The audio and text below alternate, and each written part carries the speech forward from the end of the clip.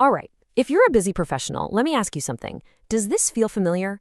You're constantly being pulled in a million different directions. Your phone's buzzing, your email's pinging, and your focus? Yeah, that just shatters into tiny little pieces.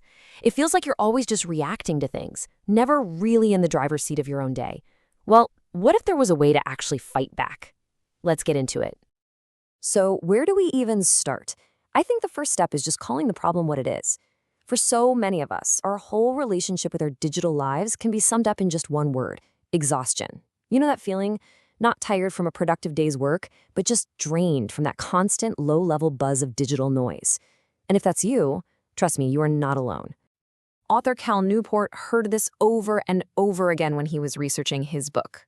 And let's be really clear about something. This isn't some personal failure or a lack of willpower on your part. It's a totally normal reaction to a world that is designed to be on 24/7. It's that creeping feeling that the very tools that were supposed to help us are now kind of running the show. And look, this isn't just a hunch or a feeling. The data really backs this up. One study found that a whopping 71% of us sleep with our smartphones right next to us.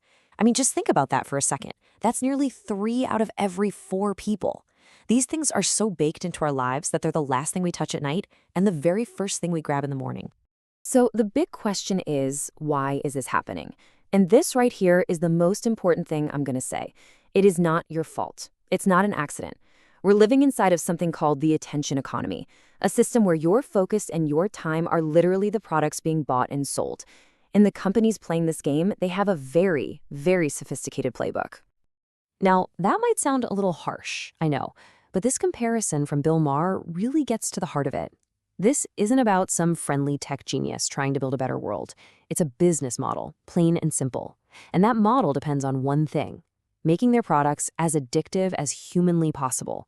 They are engineered to keep you coming back. So how do they do it? Well, this is one of their slickest tricks. Every single time you pull down on your screen to refresh your feed, you're basically pulling the lever on a slot machine. You have no idea what you're going to get. Maybe a like, a new message, or maybe nothing. It's that unpredictability, that chance of a reward, that gets our brains hooked and creates that nagging compulsive urge to just check one more time. This line comes from Tristan Harris, a guy who used to be design ethicist at Google, and it just perfectly sums up the goal.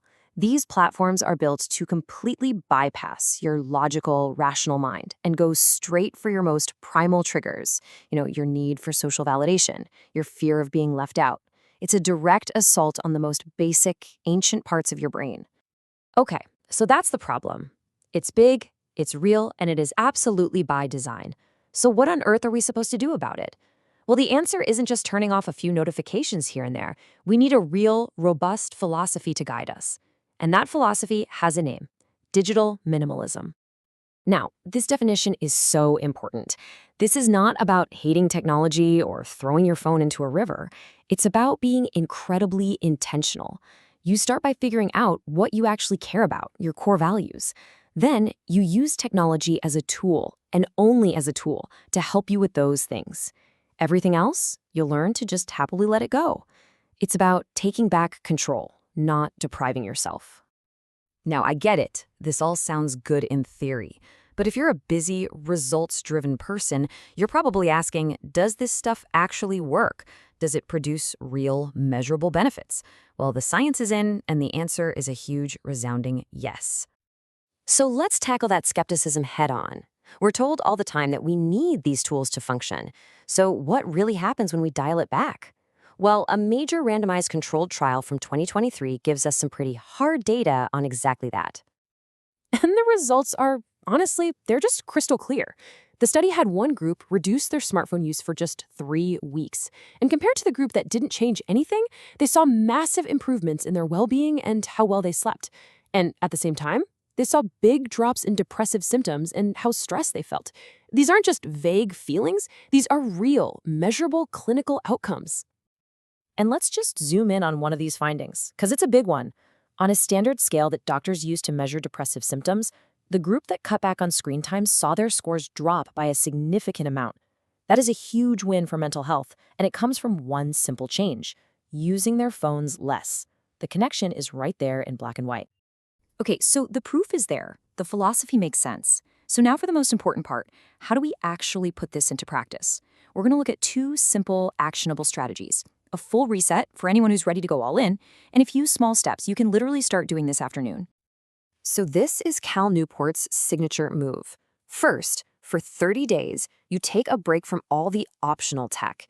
We're not talking about your work email, but all the other stuff, social media, news feeds, the things you use to just kill time. Then, and this part is key, you don't just sit around bored. You actively go out and rediscover real-world hobbies.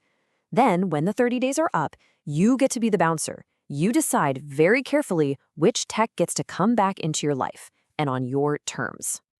Now, if a 30-day declutter sounds like a lot, that is totally okay. You can start building that focus muscle today with some simple boundaries. Try using Do Not Disturb when you really need to focus. Or decide you're only going to check email at 10 a.m. and 4 p.m. Put the phone in another room an hour before bed. Each of these is just a small act of taking back your attention, and trust me, those small acts really, really add up. And at the end of the day, that's what this all comes down to. You got to think of your time, your focus, like it's money. It is the most valuable currency you will ever have.